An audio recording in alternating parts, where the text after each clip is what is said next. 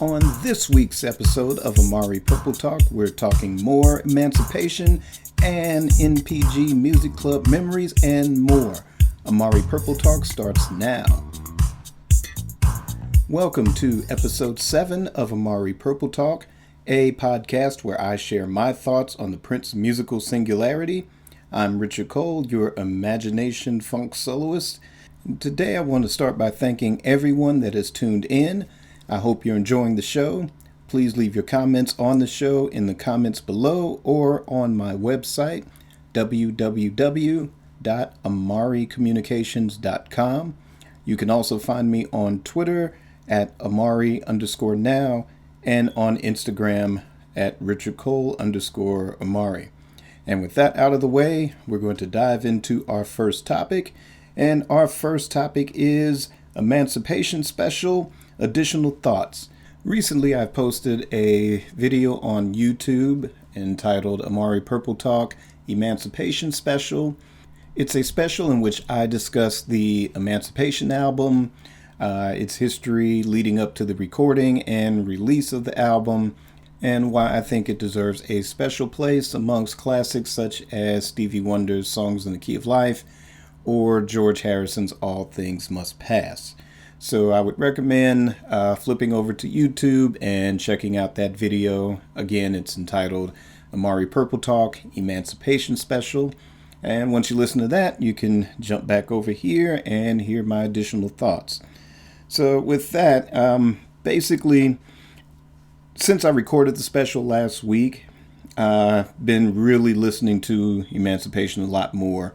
And really took the time one evening to really sit down and listen to it in its entirety, something I probably haven't done since I bought it back in 1996. So listen to it in its entirety, and I still enjoy this album. And its best listening experience for me is to really try to enjoy it as a complete body of work. Now, with 3 discs, each disc totaling an hour in length. Yeah, it's kind of challenging, but that particular piece of work is something that you really, in some ways, you can't really listen to it as, just pick a song here, pick a song there, or just a single CD where you just have certain songs that you like and skip the filler. I mean, everything about that album is a celebration of life and freedom. Each song individually can move or inspire or give you something to reflect on as well. And for me, some songs resonate now more so than ever before. Not long after the release of Emancipation in 1996, back in the days when Prince had the 1-800 New Funk where you could call in and order music or merchandise and things of that nature. One of the items that was for sale on that site was an Emancipation lyric book. Now, the original 1996 release of the Emancipation album, as well as its 2019 reissue, it's just a standard reissue of the 1996 release. So the booklet that comes with it is the same booklet as the 1996 release. And that booklet, it has of course, the song titles, but with those song titles, maybe a line chosen by Prince from each song. And each page of that booklet has a lot of beautiful illustrations, beautiful artwork that kind of reflects certain symbols, certain illustrations, certain graphics that kind of tie in with either song titles or maybe that key lyric that he would specify for each song.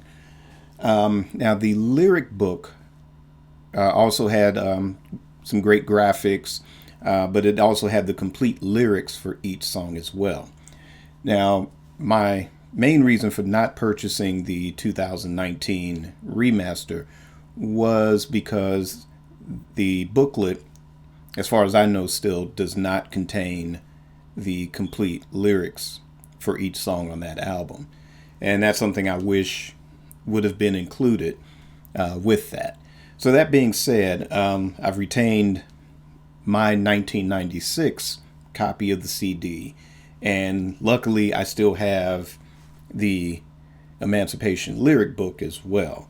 So that's kind of one little minor takeaway from me purchasing the 2019 CD. Now, at some point, maybe somewhere down the line, I may purchase the vinyl version of Emancipation. I may do that. But yeah, I really do wish that there was a lyric sheet that was included. However, since it's reissue, like I said, it's really reignited my excitement for this album. And I've really forgotten exactly how much of a lost treasure this is. And like I said, a lot of it I do cover in the Emancipation special. But I really enjoy this album as a complete body of work. And again, I can't help but stress that this album is a celebration of life and freedom. And thematically, it works as a complete body of work. And again, each song can individually move or inspire or reflect. And it's an album that each time that I've been listening to it this week, I'm always discovering something new. There's a lot of beautiful nuances that's on this album. Even songs that I might have dismissed over 20 years ago, I'm rediscovering some great things to love about them. There's songs that I enjoy just as much now as I did then. There's some songs that I enjoy even more now than then. And like I said, you can listen to it as a complete body of work if you have the time. And then certain albums, there are songs that resonate with you at a particular moment.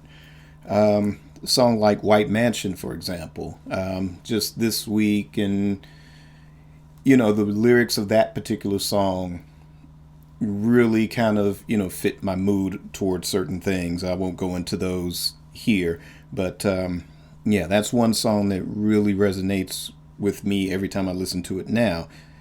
There's another song, Dreaming About You. It was a song that I enjoyed a whole lot back when I purchased this in 1996. But the thing that stays with me and even gets better with time, on that song, it's the Eric Leeds sax arrangement that's on there and Rhonda Smith's fretless bass playing. Each time I listen to that one, it feels just as new, if not newer, than when I first heard it back in 1996. Another song, New World. Again, it was a song that I kind of enjoyed in 1996, but kind of revisiting it now here in the 21st century and really looking at the lyrics. Thank you to the lyric book on that one. There's a lot that resonates even today. And, I think with a lot of Prince songs, there's this sense, or even, as he was predicting things like, streaming and downloading, even at a time when the technology wasn't available or wasn't ready for that type of a concept. I believe that in some ways, his spirit was in tuned to certain things, or lack of a cliche, certain frequencies that even in 1996 or whenever he recorded that particular song, 95, 96, whenever he did it, I'm sure, there's a lot of that in there that, the seeds of those ideas were happening then, or there were some things that are happening then that are still happening now, or more things that are brought to the forefront for now. But, that's a song that you can play today and it has relevant meaning. In that particular song, there's certain, in terms of vibration, certain energies, that we need to tap into to kind of sidestep a lot of the negativity that's going on in the world today. That's very deep, very profound. The lyric, when the lines blur, every boy and girl. How are we going to make it in this brave new world? And we have to do that together. We have to have love for one another on that one. So, I mean, heavy, heavy song. And like I said, still has relevance to this day. Another one, My Computer, same thing. Hey, you know, we all do it now, especially more so now with social media. You know, we scan our computers looking for a site, somebody to talk to, you know, funny and bright. You know, that, you know, back then there were chat rooms. Nowadays there's Facebook, there's Twitter. You know, we're interacting, but I would like to see us interact more in a more positive direction. Again, you know, that the social media has been plagued with so much negativity that, you know, it's, you know, sometimes you have to step away from it sometimes and remember what it's like to actually feel and be human. But yeah, that's another song that again taps into, you know, what, you know, where we are in this 21st century. The Love We Make, that one was written or inspired by the death of Jonathan Melvoin, who I believe died of a heroin overdose and was the brother of Wendy Melvoin of the Revolution. Heroin has made a huge increase over the last several years.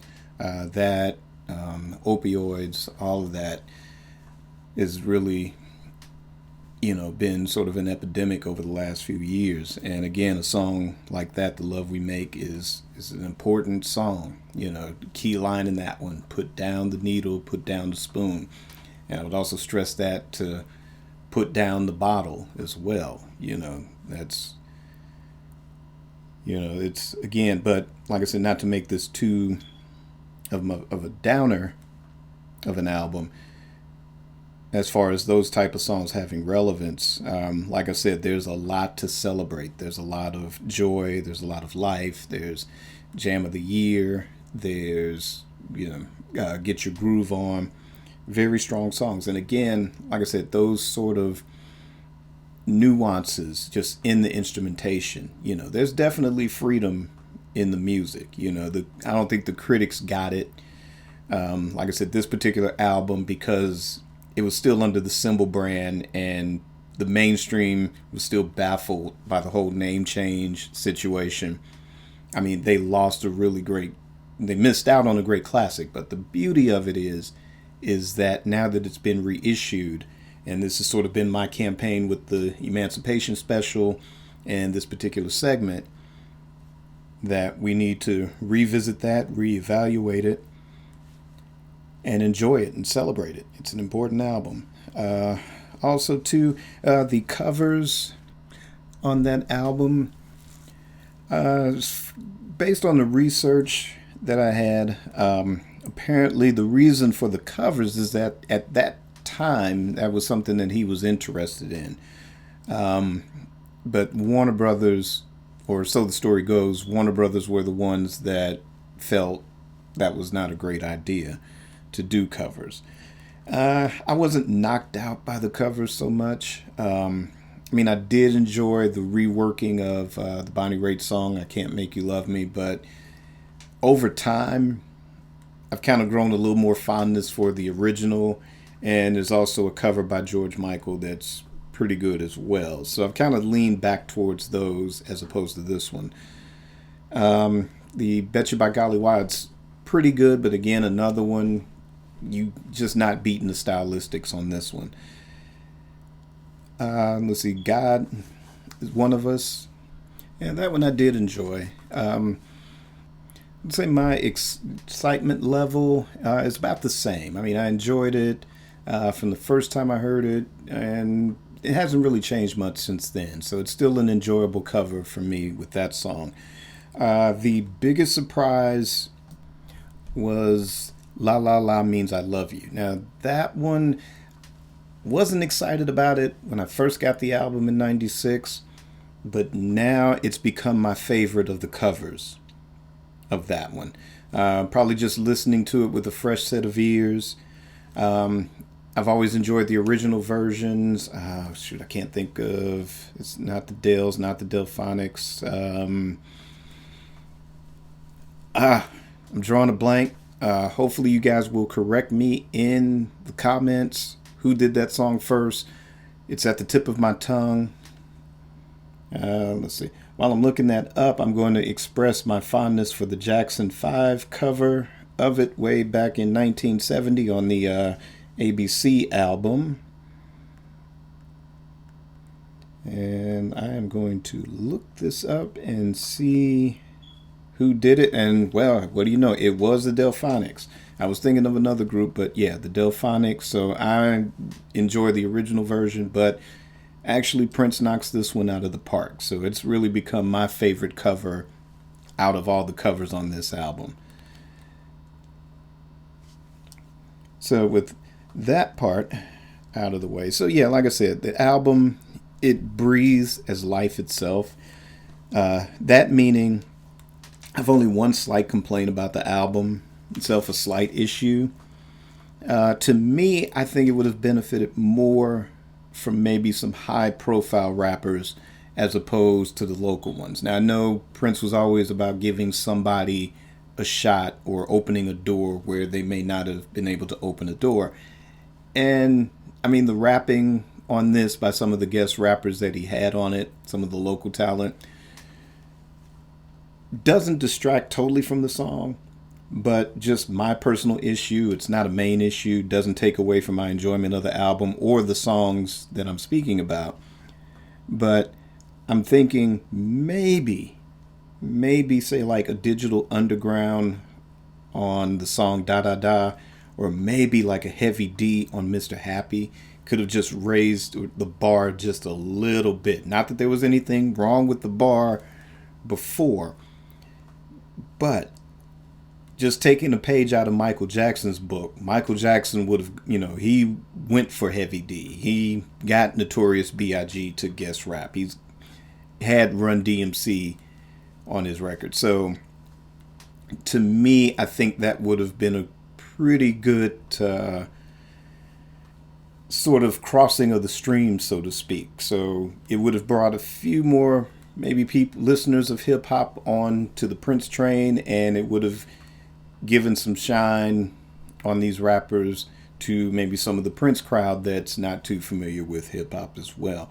But for somebody like me that has always enjoyed both, to me, like I said, it's a slight issue, but that's just my personal opinion on that one. But that being said, the album itself breathes as life. It's pretty much life in sound. And that's just my personal take on the Emancipation record. So what's most important is, what do you guys think about it? Again, if you heard the Emancipation special, plus these additional thoughts here, let me know in the comments. Let me know what you think. Do you think that Emancipation should be on the level of, say, Stevie Wonder's Songs in the Key of Life, or maybe George Harrison's All Things Must Pass, or whatever significant major single, double, or triple album, say What's Going On even, should it be mentioned in the same breath as that? I definitely believe, as far as it's one of Prince's better 90s albums, and because based on everything that I've covered in the special and in this segment,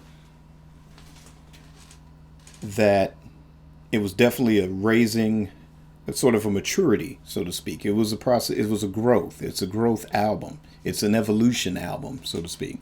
So let me know what you guys think. Is it one of your favorites? Is it not one of your favorites? Do you have another Prince album that you think holds a place that's definitely not the classic albums, of course, but some obscure Prince album that you think should be on that level? Let me know in the comments below.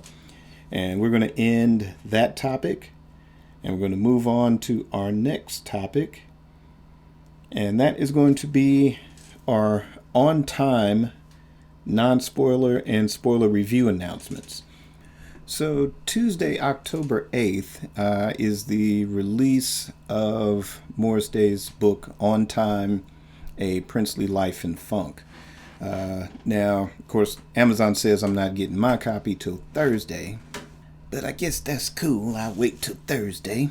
Yes. Well, but once it does arrive, I'll dive into it, and on a future episode of this show, I'll do a non-spoiler review of the book, and then for YouTube, I will do a complete spoiler review. So be sure that you have the book and you've had a chance to read it and dive into it yourself before tuning into the spoiler review when that drops. But definitely on a future episode of Amari Purple Talk, I will do a non-spoiler review of Morris Day's On Time, A Princely Life and Funk. Now, earlier this week, he was on the D.L. Hughley show, and I got a chance to watch it. I kind of missed it the night it was actually on, so I had to go back to, go on demand and kind of catch the rerun, so to speak. Pretty good interview. Nothing really, super revealing to me. I know for a lot of folks that aren't familiar with Morris Day, not familiar with the whole Prince musical singularity, I'm sure there were a couple of revelations that would incite people to go purchase this book once it's released. So I would say more sort of casual fans, or music lovers that, I remember the time, I remember Morris Day. Oh, he has a book, and it definitely is going to say something about Prince, and that would get people to go out and get it. Or if you're fans of Morris Day, go out and read his story as well. But like I said, nothing too revealing, but I am wondering, since I guess obviously he'll be on the sort of press tour, so to speak, book signings and probably other television appearances. Hopefully we'll get to check those out and see what's going on. But yeah, I'm definitely anxious to read this book when it arrives, and actually looking forward to discussing it, both in non-spoiler and spoiler reviews. So like I said, I'll keep you guys posted on that one when each episode will drop. But remember, on a future episode of Amari Purple Talk, there will be a non-spoiler review of the book, and on YouTube there will be an actual spoiler review. So I will keep you posted on that. And also let me know too, for the non-spoiler review, should we make it an all-time or all Morris Day and the Time episode of Amari Purple Talk to go with that non-spoiler review? Hit me up in the comments. If so, if you have some topic ideas or questions related to that theme, let me know in the comments below. And you can also let me know on Twitter at Amari_now. Just use the hashtag Amari Purple Talk. And we're going to end that segment and move right on to our next topic. And our next topic is NPG Music Club Memories. Now, the NPG Music Club, it was an official Prince website from 2001 to 2006.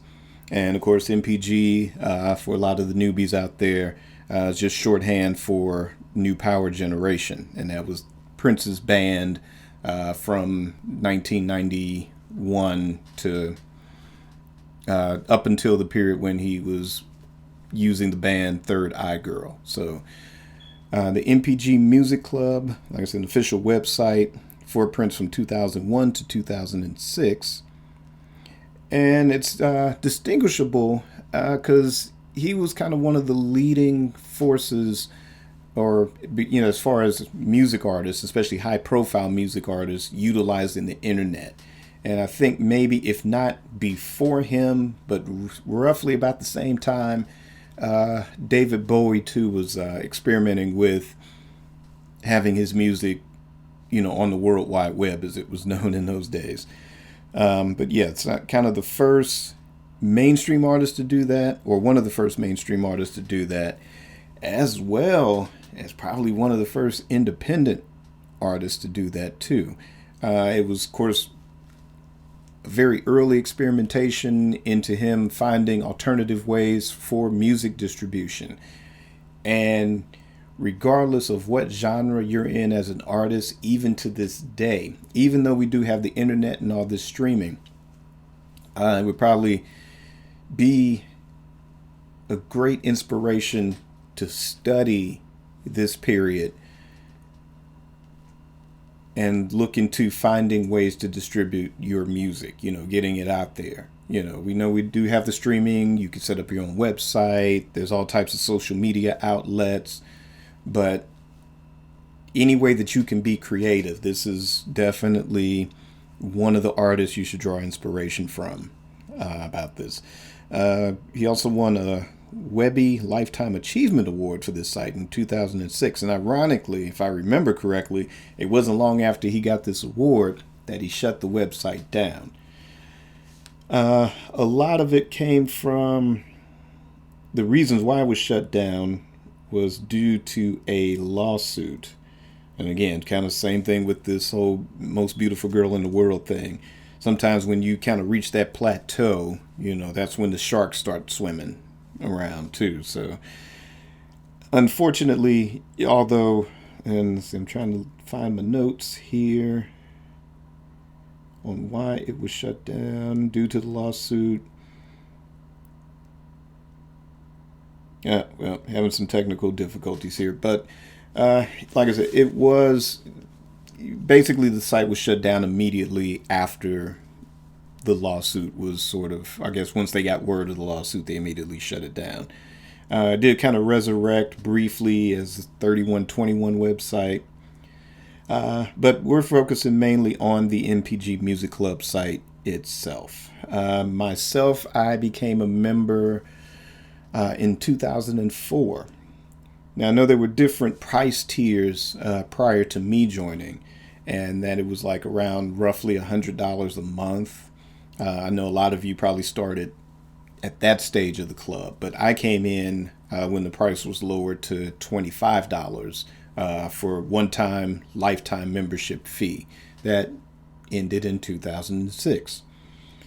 Anyway, but that was fun. Now, I do, going back a little bit, I remember the Love for One Another website, and I thought that was a fun and interesting website too, because it was sort of, I don't know if it was him or if he had people typing it in for him or a combination of both, but sort of like the daily news items.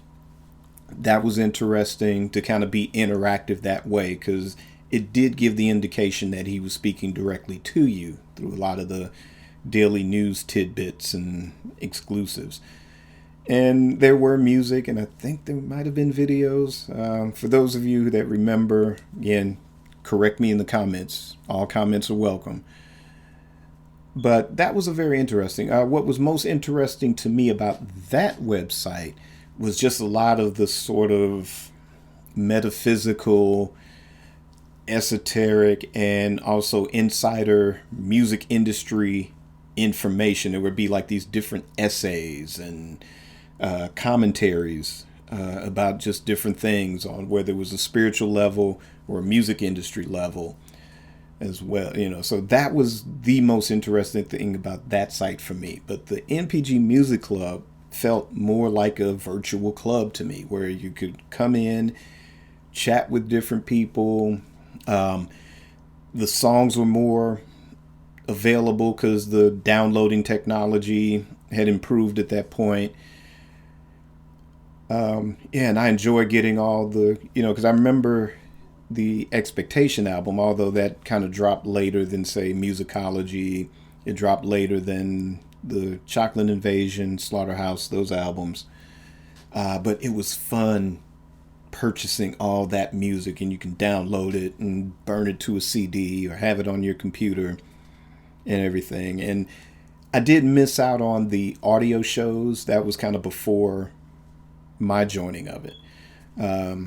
But with those, I would love to see the estate either figure out a way to release some of those compilations or do a series of vault compilations and just keep the title, or audio the way that it was spelled, the AH, I can't remember, but it was spelled in, not your typical way you spell audio, but in that Prince way of spelling audio. But just keep that in the title somewhere. It doesn't even have to be audio show. It could just be, audio mix or something clever. I'm sure the estate can find somebody to come up with something clever, but at least the basic idea of that may have to be a future project wish list idea for me. But getting back to the music club again, when I joined again, like I said, around musicology era. Joined in for the $25. I got the preferred seating for when the musicology tour came here, the St. Louis 2004. Got the ticket, second row. Lost that ticket. I've got every Prince ticket to every Prince show I've ever been, but lost that one. So that's the one that's missing. But that was a great show. Really great. My call sign on there was Funkicidal, so if anybody remembers me from there, again, hit me up in the comments, say hey, whatever. Hope you're enjoying the show. But it was fun, it was great. It was interactive, and I hated to see it come to an end. There was a lot of expression, a lot of it positive, some negative expression too, but I guess that's the beauty of it. You don't always have to agree, and a lot of things are subjective, whether it's movies, music, ideas, opinions. What one person likes, somebody else may not like. And that's the beauty of communication. And hopefully everybody finds a middle ground and comes together and just celebrates the commonalities in things. But it was a great time. Like I said, I didn't say personally interact with a lot of people. I know there was a cat on there that was a musician. Call sign was VA player. Remember you. Hope things are going well. Hope the music is still going well. Music is still cool with me here, and hopefully more so in the future, but that's something else for another day as well. But that was some great stuff. And like I said, I loved all the downloads, and it seemed like, not that it was every week, but it felt like something new was dropping every week, whether it was snippets of live performances, whether it was virtual B-sides. And to me, like the songs like Magnificent, Glass Cutter, to me, they were the strongest B-sides, if you could still call them that at that time, or even now. The strongest B-sides or non-album cuts that he's done in a long time, because we kind of missed that era of the B-side. Now that vinyl's back, you can have it back again. You could do B-sides again, which would be great. But yeah, that was exciting to experience. And I hope that the estate would consider something like that can work for now. That could work for 2019 or whatever, however things progress or evolve in the next 10 or 15 years. I would like to see like an NPG music club, and again, maybe take some inspiration from, in this case, I would say more so Frank Zappa and the whole Beat the Boots thing that he did, especially when they became a series of downloads as well, where it was just a series of compilations of just items out of Frank Zappa's vault. And it was, again, to thwart the bootleggers that were bootlegging his material in, during his lifetime. So I would like to see the estate execute something like that. Yeah, but the NPG Music Club, it was great internet fun. It was sort of like, maybe not necessarily like MySpace when it was fun, kind of more like Facebook when it was fun. Now it is what it is now. But Yeah, so yeah, the NPG Music Club, and it was great. Like I said, having fun on the internet in those days. Like I said, it's probably me just ranting on ad nauseum, kind of like I do with this show now. Um, Back then, more so it was my ideas for a Sign of the Times deluxe edition. Definitely, like I said, ad nauseum with that. Also, to how the reverting back to Prince should have taken place with the Emancipation album. I probably bored a lot of people to death with that one as well. But like I said, it was great fun. Very pre Facebook era. Just the way you can just communicate with anyone from all over the world, so to speak. So it was great again. So just the insight, to kind of be on the leading edge of that, the cutting edge of that idea of bringing people together. So yeah, hats off to the NPG Music Club. Definitely, a lot of us miss it. Like I said, I hope the estate can resurrect it in some way, shape, or form. Doesn't even have to be called the NPG Music Club, but whatever they decide to call it. Again, if they need our input, hey, let me know in the comments what you guys think about that. Were you a member of the NPG Club? Um, do you remember it? Would you like to see it come back in some way, shape, or form? Let me know in the comments below. And from that, we're going to move on to our next topic, which is our album Flashback. And our album Flashback today is the album 2010. And this album, which contains basically my favorite ingredients for a Prince album, and that is when it says produced, arranged, composed, and performed by Prince. And this was his 33rd studio album. It was released in the UK. And this was one of those where it was released with an issue of the Daily Mirror. So this was included in one of the editions. It was in June of 2010 that it was included in an edition of the Daily Mirror. Let's see. I think there were some other publications as well. I think in Scotland you had the Daily Record. Let's see, Belgium. I'm gonna, forgive me, people in Belgium. Let's see, Het Nieuwsblad. I think that's how you pronounce it. If not, again, correct me in the comments, please. And also released in France as well. So this was something that you couldn't get over in the United States. There was talk of a sort of deluxe, not in the way we think of deluxe editions now, but back then deluxe editions had, you got 2 or 3 extra bonus songs and that was it. But there was talk of it being released in the United States with some extra songs included on it, but that idea just kind of went away for whatever reason. So hopefully, I would say in a post 2021 Sony Legacy world, that we'll probably see maybe some type of deluxe reissue of that album. But now it's only available as on your streaming service, or I believe you can purchase it on iTunes, whatever. I purchased my copy back in 2010. I actually sent away for that issue of the Daily Mirror. Got it within about a few weeks.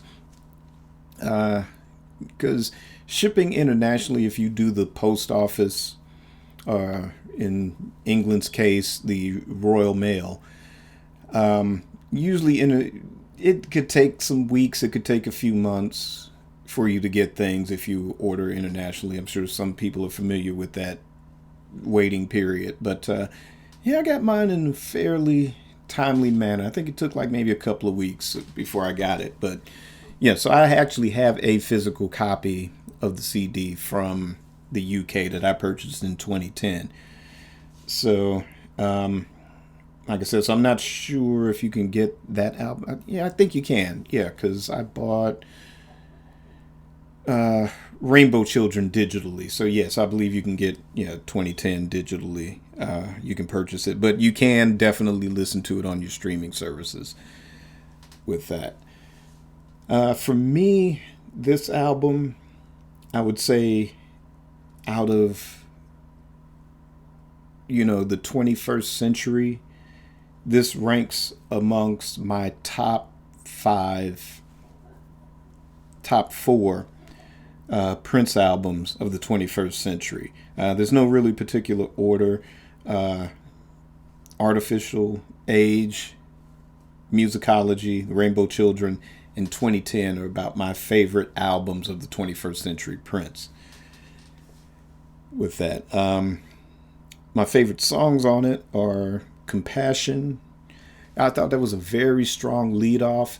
It was a kind of a more of a throwback to sort of that, you had the Lynn drum machine in there and everything, and it kind of had that sort of, let's pretend we're married kind of tempo, delirious tempo, and that type of feel.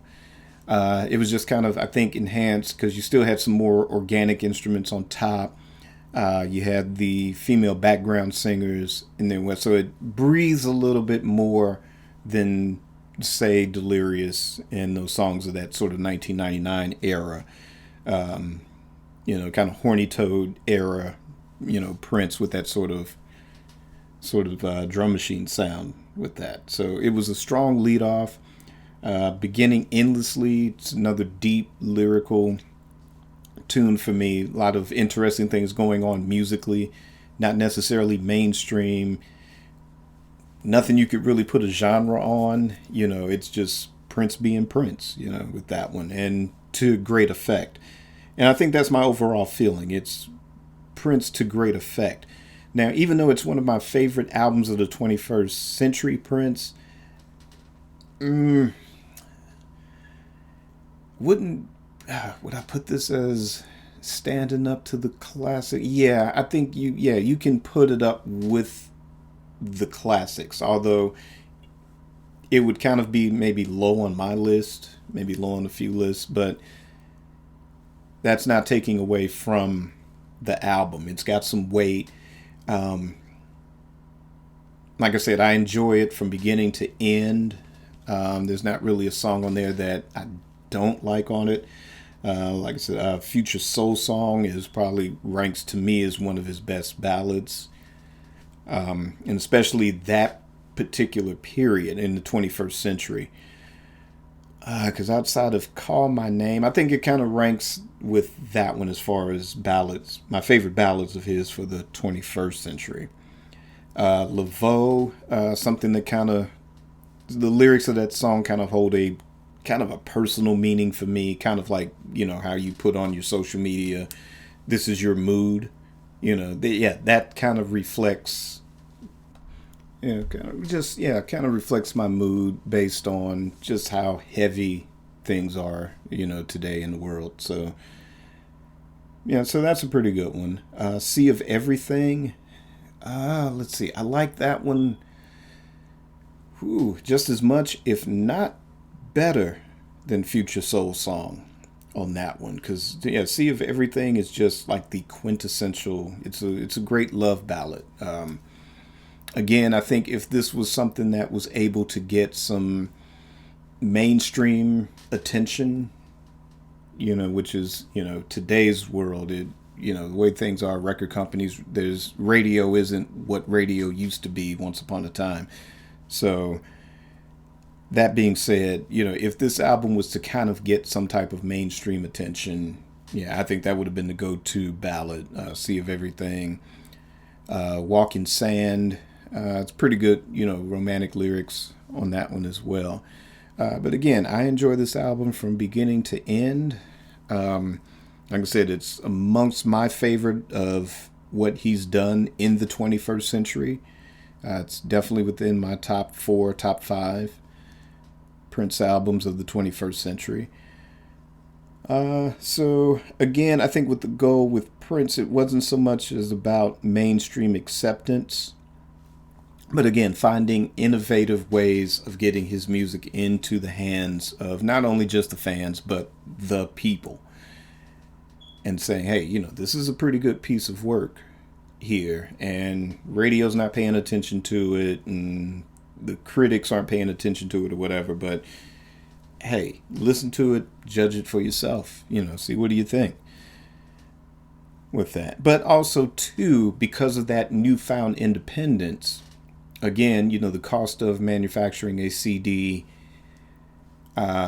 versus, what you do for the upsell and what you get to keep in your pocket matters. So, based on the research here, let's just say that the Daily Mirror, its sales increased by an additional 334,000. There was the Daily Record that their sales increased by 45,000 copies. So, like I said, I was one of those 33 or 334,000 that purchased that. So, like I said, whatever the logistics of releasing that and probably what ended up going into Prince's pocket, again, those are innovative business ideas, that, any artist should look to for inspiration, because it's tough. It's tough to get good quality work out there, and it's tough for artists to have a voice just because of these, what the record company gatekeepers, radio, and, those systems do work, but they work with a certain demographic in mind, and that's the key. It's not that they're bad, they're just appealing to a certain demographic. And here you have an artist that's basically, finding innovative ways to be heard because, the mainstream isn't looking at that demographic. They're not looking at other demographics, so to speak. So again, it's a very strong piece of work. It's a pretty good, strong album. Like I said, one that I enjoyed listening to from beginning to end. But what's most important is, what do you think? Is 2010 one of your favorite albums? How does it rank in your echelon of 21st century era Prince albums? Leave me a comment in the comments below. And with that, we're going to end this topic and move to our final topic, which is our project wish list.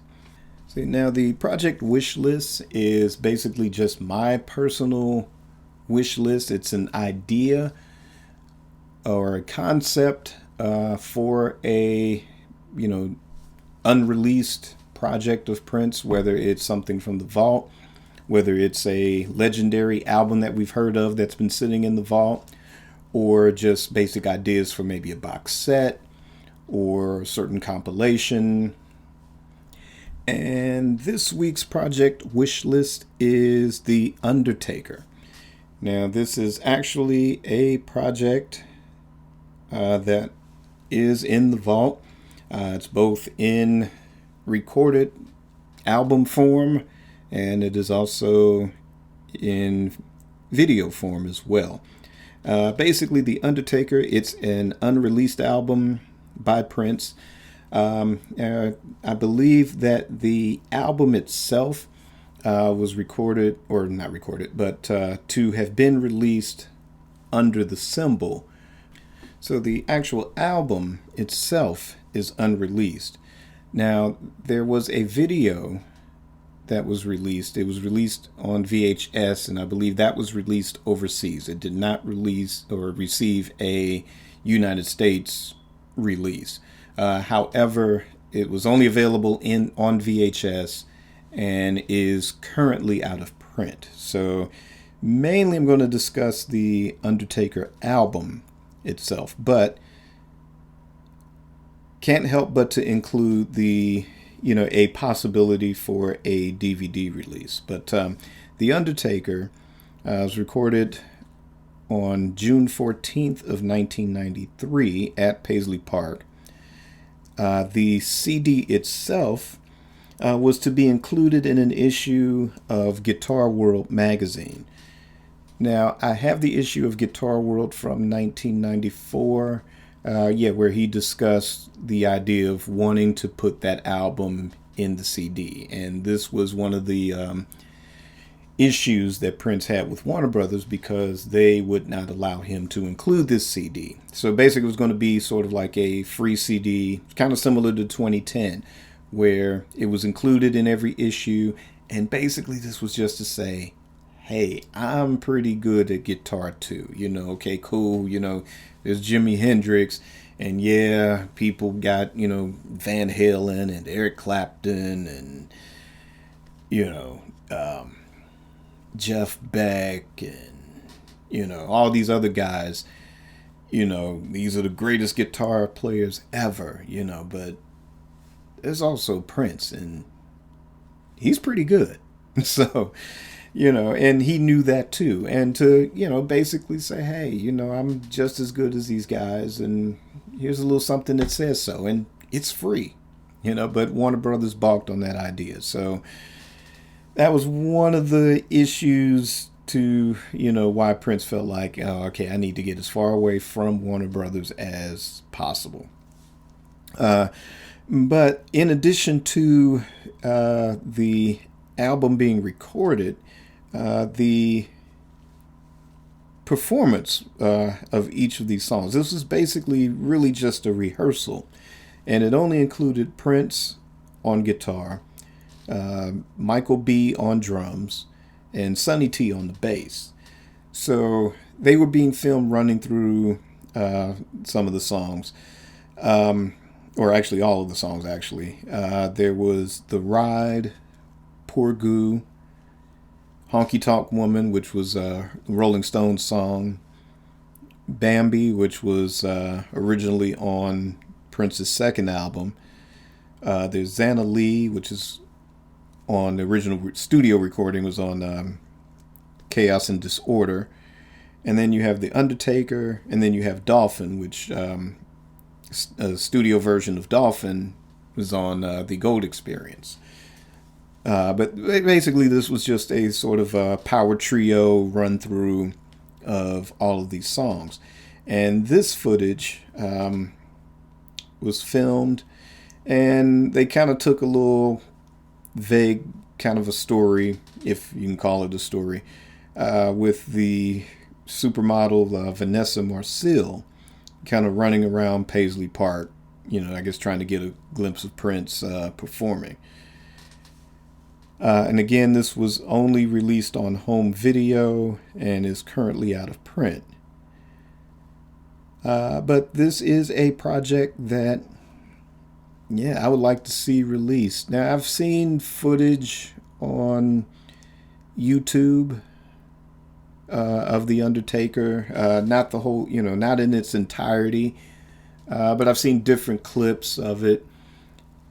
And really, it's, like I said, there's no storyline, it's kind of, almost graffiti bridge-esque in its lack of telling a very compelling story. But, you've got Prince and he's playing guitar, and that's something you can watch. And, these are pretty good songs. So I would like to have that part of it. The video is probably let's see. I'm always comparing Jimi Hendrix because for me, that estate to me almost does no wrong.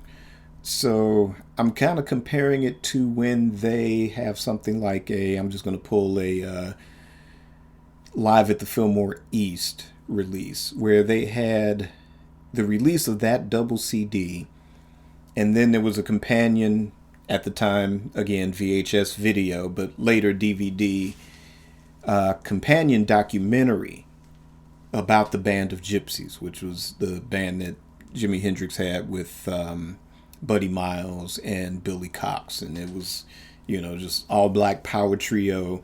And they were banging out not only some rock, they was getting funky as well. So I'm kind of comparing this particular release to something like that. So it's not necessarily a documentary, but it's basically, here's the record. This is a CD. If you want to purchase the CD, purchase the CD. Meanwhile, we've got this DVD, and again, in Prince history, this is something of some significance because it was something that was filmed. It was something that was released only on one side of the planet, so to speak, but this was something that was released. And basically, this is Prince, mid 90s, and he's got his power trio, and he's rocking. And he's pretty good on guitar. So you could buy that, or you could buy both. If you're a completist, you could buy both.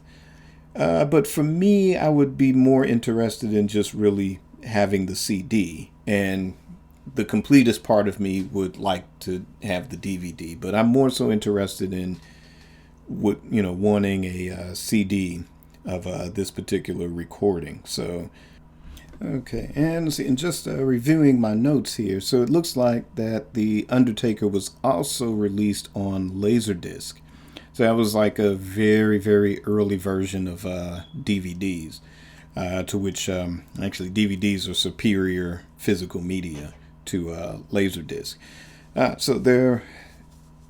So basically, yes, I believe you can release this either digitally, whether it's like Apple Music or something, but you can also, like I said, again, I'm a fan of physical media, whether it's vinyl, whether it's CD, whether it's DVD.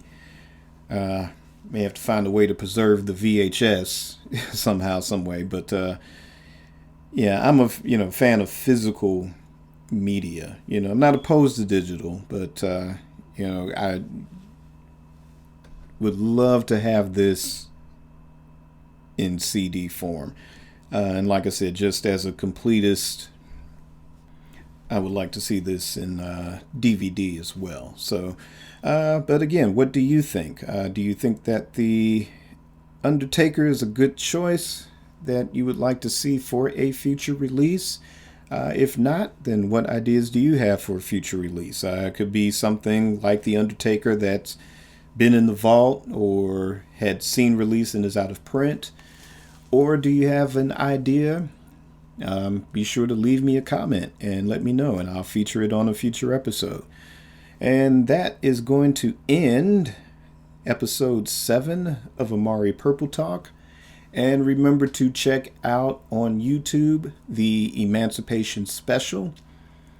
And stay tuned for the non-spoiler review on a future episode of Amari Purple Talk of Morris Day's book On Time, and somewhere down the line a spoiler review that I will feature on YouTube. So have a good week, and remember to keep it purple and on the one.